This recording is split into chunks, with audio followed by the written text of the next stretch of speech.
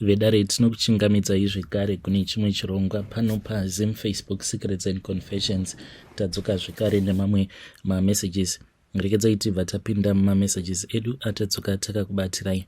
Message yedu yekutanga yakamira sekudai so: nonzi makadi zvenyu mukoma, ndinokumbirawo kuti munge muchindiposterawo nyaya yangu makavikawo chitupa changu.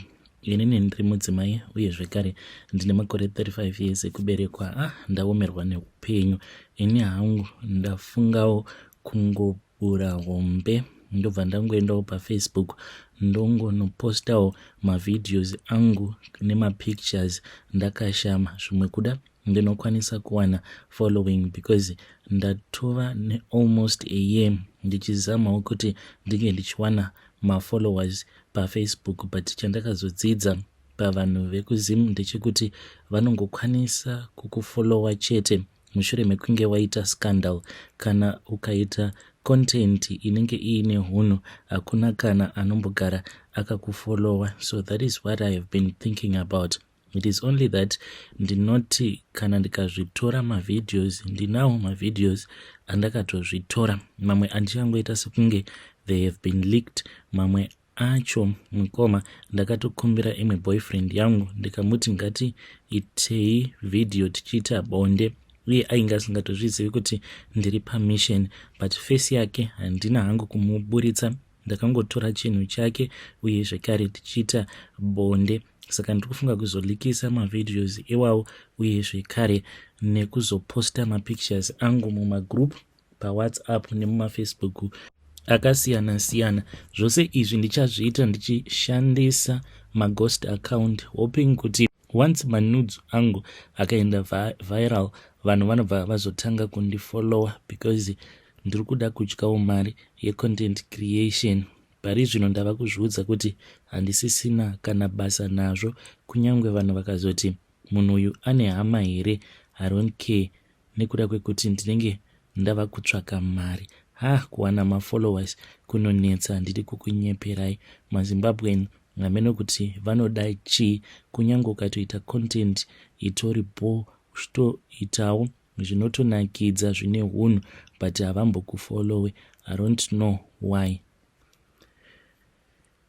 Vedare ndo message iyo yandakatumidzirwa ichibva kuna vanzvadzi vedu. Hameno kuti vanzvadzi, is it worth it? Hanzi ndoda kutoposta mavideos angu ndakashama. Just imagine, just for content creation. Ngatizame kuti tinge tichitaura navo mucomment section. Ichokwadi here kuti ukazama kuita content inenge ine hunhu mukati, hanzi isusu semaZimbabweans we won't be interested in you. Asi ukaita zvinenge zvine mascandal mukati, that is when we start to get interested in you. Pakaipa kani pakaipa. Ngatizame kuti tinge tichitaura navo mucomment section. Rekedzai tibva taenda panyedu inotevera. Nyedu inotevera yakamira sekudai so: hanzi makadi zvenyu mukoma, ndinokumbirawo kuti munge muchindiposterawo nyaya yangu makavika chitupa changu. Ndauyawo pano ndiine confession yangu iyo yandiinayo. So confession yangu yakamira sekudai: ndinoda kureurura mukoma kuti ndakatorerawo best friend yangu murume wake. Ameno kuti the day raachazozviziva kuti ndo zvakaitika pakati pangu nemurume wake achaita sei. Mukoma nashi, zvakaitika ndezvekudai so: inini nemurume wake taingogara tichingotaura each and every time pama WhatsApp ipapapa. Then nerimwe zuva ndakazongokaruka ndamuudza kuti ndainge ndichitoda nezvake. Mukoma, hana yangu yakaswera ichirova because he was quiet throughout the day. Akazoti kuma 5:05 munhu kwava kupinza phone call, akabva ati are you free? Ndokubva ndamuudza kuti hongu ndainge ndiri free. Akanditi ndiri kuda kuuya kuzokuona since ndainge ndingoriwo single on paper. Ndainge ndiine mafesi angu aipota achiuya kuma sleep over. So akabva achizouya ndokubva tachizosika bonde, but pakuzonosika bonde paya mukoma pakabva pazoresveka nekuda kwekuti ndakazotozviona mushure mekunge aenda kuti protector rainge rakatosarira mukati mukomanashi takapamhana zvekare. This time around takazoita tisina kushandisirana dziviriro. Ndichitaura nemi kudai ndatova nepamuviri pemurume webest friend yangu. Apa nefriend yangu tinowirirana zvisingaiti.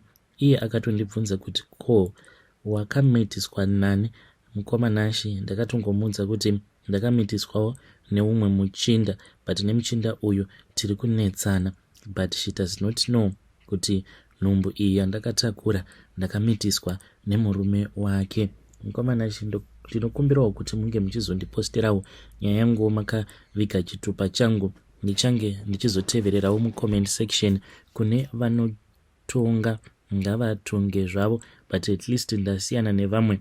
Dai ndiri umwe munhu ndingadai ndakaisvotora nhumbu iyi as she suggested. Akatoti kana uchinetsana nemunhu wacho ibviseka, but ndakaona kuti handingambourayi ini, so I have decided to keep this pregnancy, as well as the man has said kuti ndichazova mukadzi wake wenumber 2, but hanzi zvinokwanisa kuzotora nguva, asi kana ndiri patient enough hanzi zvichazoita chete. Vedare ndo message iyo yandakatumidzirwa ichibva kuna vanzvadzi vedu. Ngatizame kuti tinge tichitaura navo vanzvadzi vedu ava mucomment section. Regedzai tibva taenda panyedu inotevera. Nyedu inotevera yakamira sekudai so. Hanzi morning mukomanashi. Dambudziko rangu remasaramusi ekuvingwa nemasatanist nezvandinoona rakatangira pandakaramba kubetsera amwene wangu natizvara wangu kuti ndiende kwedu kuvabatsira kutsvaka n'anga yekuti vatsipike ngozi yatete vavo vavakaurayisa nen'anga yavo yekumozambique. Ndakavaudza chokwadi kuti I don't want to be involved musatanism, plus amwene vainge vaine mbiri yekunzi Vanoroya. Hama dzose dzevarume wavo dzakatondiudza ini ndakazvinzwira ndega mukufamba ndichiita maresearch. Vakaedza kundiconvinsa kuti ndivajoine, but vaitaura muchibhende. Nekuziva zvandakaudzwa ndaitovati ini nemunhu anobata mishonga hationani, handidyi naye mundiro imwe chete. Vaitouya kuhope trying to force my spirit. Vaona zvese kuti ndainge ndoramba, ndipo pavakatanga kundichikidzira kuti hundizive mushe. Ndikati ndinokuzivai, ndakazvinzwa, but musi wandichaneta nemi ndichakuvengai kasingaperi. Ini handife semaurayiro amakaita vatete venyu. Ndichafa nenguva yaMwari. Vakaedza kundivinga vari shiri vachindidzipa. Laki amai vangu vainge vakarara neni. Ndakapona ndava kutotsika makumbo kuti vamuke vabatidze light. Zvakatoitika not kunyepa. Zviite kuti ndikutumidzirei mapictures anotorwa nevana akangopinda mumba chete, anomhanya kukumura hembe dzose kuzogara musitting mune vana vakomana havo, but mukuru ane 14 years. Please musaisa mugroup audio iyo. Mwana akamhanya kuroom kwangu nezuro vachindiudza kuti baba vacho havana kupfeka kana chii zvacho, hapenge normal chaiyo. Zvakatanga mushure mekunge amai vake ndavafumura parecord, munhu wose achizvinzwa, vakabva vati uchazviona. Saka Vamwene Vangu kana kuri kunzi vanokwanisa kukontrola munhu sezvakadaro kuti anokurura nhumbi dzake pamberi pevana, munoti vangatadza here kuzomukontrola kuti ange achizosvika pakundipfuudza here? Pane imwe nguva 3 years back vaigara vachiudza vana vavo kuti vaida mari yekuenda kuNigeria. Munguva shomanana vanhu vainge vava kufa mwedzi wega wega. Dai Mwari andinatsira ndakwanisawo kuwana mapapers edivorce angu, because I am living in fear. Amai vacho vari kutomuti usabva usina divorce paper, apo vakatosunga mari dzangu nemishonga kutobata upenyu hwangu. Ndikabata mari inobva yangotsakatika. Vakatonditi ndichenjere nekuda kwekuti ndichafa neaccident.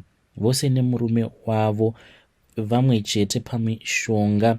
ende vakatogumbuka kuti ndakavafumura kuhama dzavo dzose, kwete zvemakuhwa, kutotaura navo kuti ndaneta neuroyi hwenyu, ndokubva ndafowadha kumunhu wose.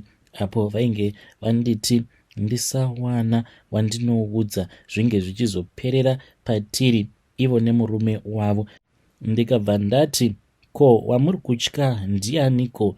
Nekuti kwose vanhu kwavari kufamba vari kungobata imi. Nemurume takazosiyana paakauya kuzondibetsera kushifta. Ndikabva ndati, semunhu ainge auya kuzoona vana vake, chiregedzai ndinge ndichimupawo pekuvata. Kwava kumupa rumu yake. Vana vakazotosvika pakumutiza nekuti vainge vachida kurara nababa vavo, asi vana vakaona chimumvuri chainge chiri chimumvuri chechikadzi. Mukadzi uyu airatidza kuti ainge akashama ari naked. Vana vakatochiona chimumvuri ichocho chichitobva pana baba vavo. Light rainge riri on. Ex-husband yangu ndakasvika kutomupa room yekuti ange achigara, akabva agara. Panguva yacho iyoyo ndainge ndodanana neumwe musasko aingouyawo opaka kugedhi. Ndainge ndisingapindi naye. I am a humble person, handidi zvekuchichita oro zvechihwande, ndokusaka ndainge ndakamuti apote achisvika pamba, but outside of the gate, kurespekta vana vangu uye zvikari nababa vavo, kunyange tainge tarambana. So ivo baba vacho vanokumura hembe dzose kwava kunogara pamasofa vachiona TV. Vana votiza, votaimira, atikotsirei, vobva vamutora mapictures. Vana votanga kutumidzira mafriends avo vachiseka. Ini ndaingosvikawo ndobika kukitchen after, ndobva ndanozvikira kubedroom kwangu. Chiri kundifadza pari zvino ndechekuti ivo baba vacho vava kunyanya kugara kuZim than kuno kuSouth. Saka ndoda kutoudza Bhozho agare aine vabatsiri pedyo kuti chokwadi chikwanise kubuda pachena.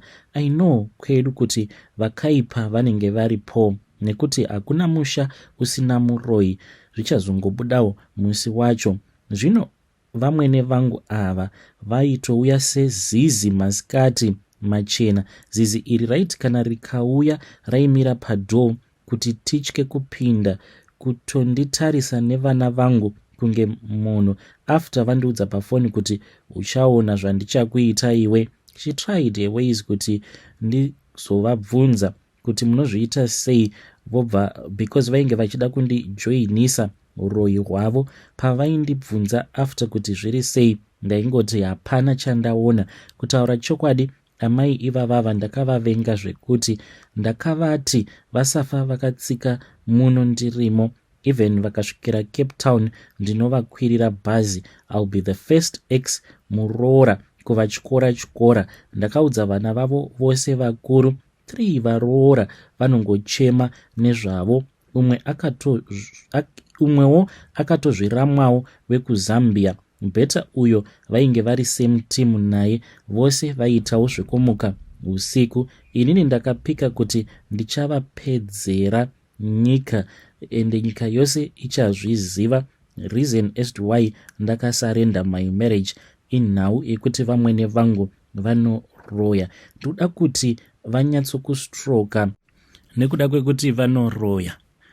Vedare ndo message iyo yandakatumidzirwa ichibva kuna vanzvadzi vedu. Zvakangoma hazvo vedu we.